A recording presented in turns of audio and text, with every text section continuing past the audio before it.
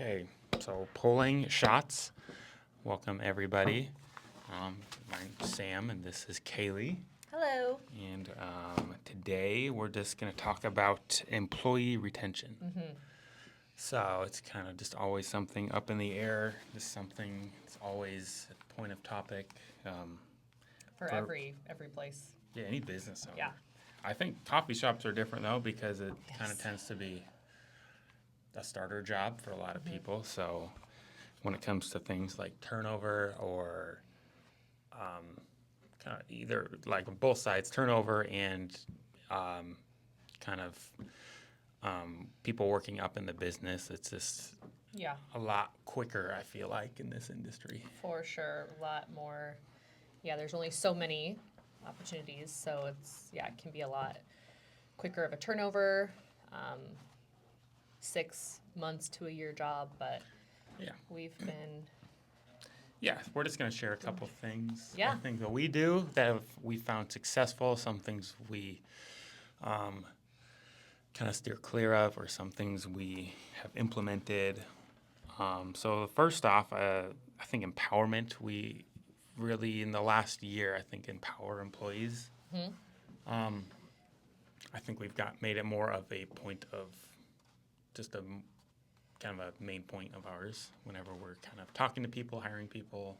Yes, kind of just explaining to them their responsibilities out of the gate and just what we expect of them, and that we value them and their opinions, their schedules, and yeah. Yeah.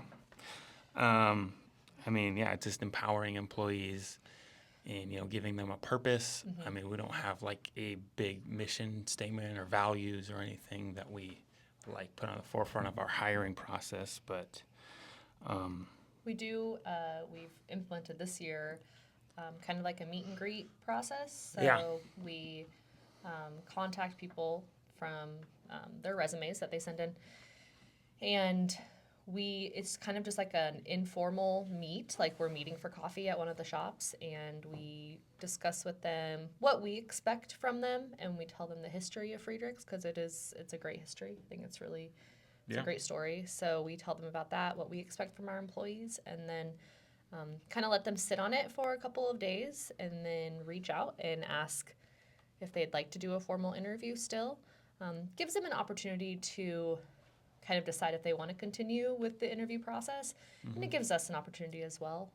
Yeah. Then we do a formal interview, and then kind of like the third round, you would say we introduce them to whatever store manager Yeah. they would be working with. So it's kind of like a 3-part process, and we've found that is working Yeah, it works wonders. really well. Because, yeah, up until this year, it's been, just kind of see a decent application just come through and you just talk to them and don't have any. Yeah, interview them quick, and that's about it. Yeah, and now you have like a 10-question interview Yeah. process with them, and then 3 parts. So yeah, it gives both people an opportunity to be like, well, is this going to be a good fit? What are we kind of thinking? Like, set expectations. Are they going to be long-term, short-term, part-time? It's good to know going into it. You Yeah. know, you ask them how long. There's no wrong answer. Sometimes we only need seasonal help, but Yeah. knowing right away what they're getting into and what you're getting into hiring them is very helpful. Yeah. We cut our employee turnover down. Yeah, I think in half this last year. Yeah. Which is really good. Huge. Yeah, it's really nice because then people just, and then also along with that, we just have more opportunities for people to grow. Yes. We have some either growing into a job, or we've been creating a couple of jobs this last year. So it's really nice to be able to give people that opportunity, Yeah. even if they start thinking it's going to be a short time, just a few months or a year thing, and then they see that opportunity. Yeah. Yeah. We've brought in how many? I think it's Several from the shops to the roastery. Yeah, pretty much everybody starts as a barista, and then they show interest in whatever it is roasting, whether it's office type job here, Everyone here started as a barista and Yeah. just move up. Yeah, and I think it's been really helpful lately. Yes, it has. And I think the retention part of it is, just making sure that you are commending them for their work and noticing it. Regular raises are just like a huge thing right now. They always have been, but just in this day and age, it's such a big deal and expected, and it should be expected. So making sure that we're on top of that, Yeah. trying to make sure before someone asks, That's always a good goal. It's always a goal. yeah. Once they start asking, you're kind of working uphill from there. Yeah, Um, and it does especially happen. yeah, but- especially if they're a good employee and they feel like they have to ask. That's never a good. Yeah, so place to be. staying, I would feel like ahead of that, and giving regular raises, especially when deserved, is Yeah. huge. And turnover is not always a bad thing.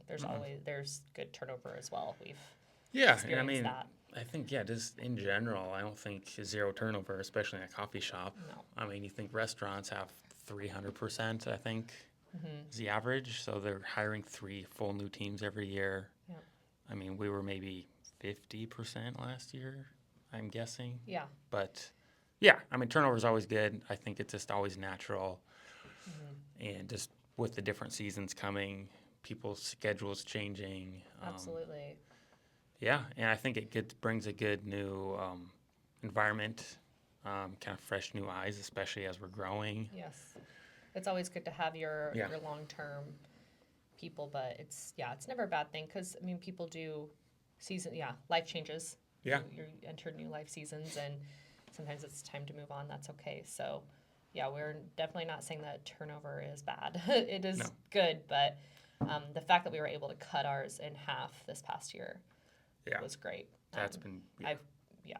I've been really able to focus on the hiring Yeah. aspect of it. Yeah, which when has been- you're in control of the hiring Yeah. instead of people just leaving or managers stepping down or whatever it is. When you're in control of it, you can kind of progress it and get better and like hire 5 people Yeah. or interview 5 people for one job instead of 1 for 1 and just Yes. done a shot in the dark. It's So. very helpful when you're not scrambling to just fill a spot. Yeah. Kind of having I so recommend that, having your eye on the next manager per se, because Yeah. we love all of our managers, but they will at some point, everybody always moves on or comes to the roastery and starts working. So kind of having an idea of who that next person in line is always good.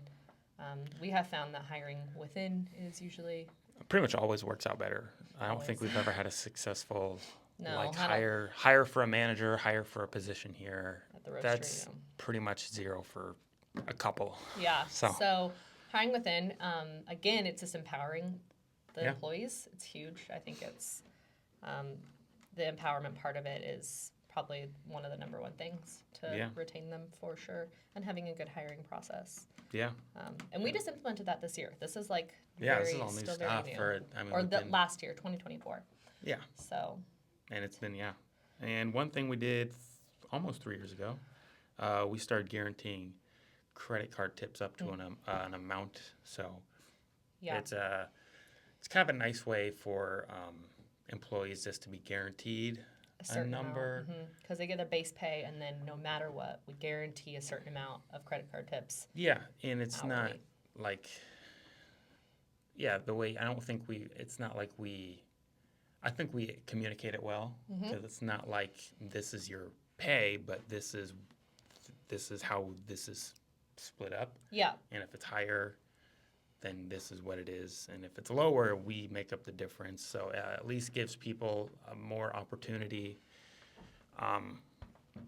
for if they're starting. And, I mean, if you're starting and working a slow shift, Yeah. you're not you're not going to be. it really helps with that turnover. And it helps people Yes. not fight for shifts. And it helps people not try to, Because morning shifts generally in coffee shops they're busier, and Yeah. so when we guarantee this, no matter what shift you're working, you're guaranteed this amount hourly in credit card tips. It helps so much. Yeah. It's Because something. yeah, turnover was we would lose a lot of afternoon people Yeah, because they're just before we making did this. So like whatever Yeah, just the base the base, pay yeah. and nothing So- else. So doing that really it's helped really that. helped. And Yes.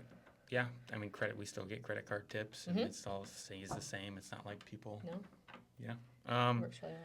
And the other thing, I just have two things. The other thing is we make schedules far in advance, as far as impossible, pretty much. I Yeah. think that's something we've recently made a big commitment to doing, and I think that's something like when it's not like it's going to be a immediate ROI. Like you do that, and then people start staying longer. But like No, when but you're it putting the schedule out on a Sunday evening, people don't know when they're going to work. That's just too many things like Yeah. that where you just don't even know what's happening.